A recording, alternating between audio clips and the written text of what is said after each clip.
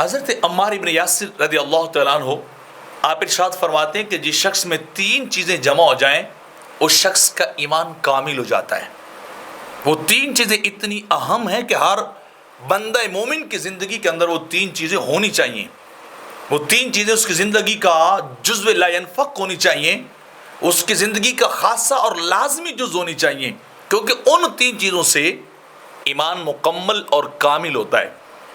تو آپ نے فرمایا پہلی چیز ایمان کامل کی نشانی ہے وہ یہ ہے کہ انسان تنگ دستی کے دنوں میں بھی اللہ کے راستے میں خرچ کرنے والا ہو۔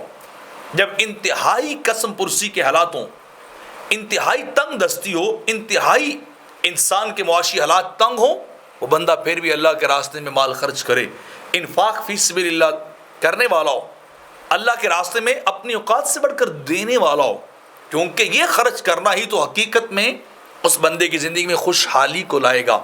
خوشحالی اسی وجہ سے آئے گی کہ وہ اللہ کے راستے میں خرچ کرتا، جتنا خرچ کرتا جائے گا اللہ اس سے دوگنا بندے کو لوٹاتا جائے گا۔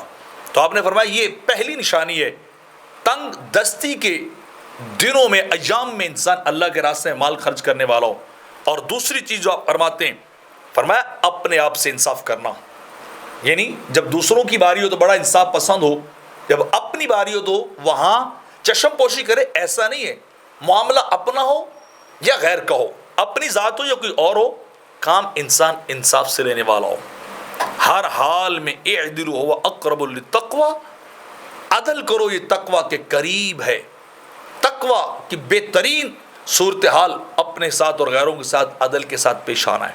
اور تیسری بات آپ نے فرمائی کہ لوگوں میں سلام کو پھیلانا، جیسے میرے آقا نے فرمایا کہ سلام کو پھیلاؤ، ہر اس بندے کو سلام کرو جسے جانتے ہو یا نہیں جانتے، پہچانتے ہو یا نہیں پہچانتے، ان سے ملاقات پہلے ہے یا نہیں ہے، تعلق ان سے ہے یا نہیں ہے، شناسائی ان سے ہے یا نہیں ہے، اس سے سروکار نہیں ہے۔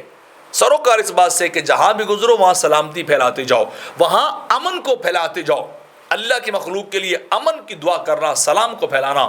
عمار ابن یاسر رضی اللہ تعالیٰ عنہ فرماتے ہیں یہ ایمان کامل کی نشانی ہے۔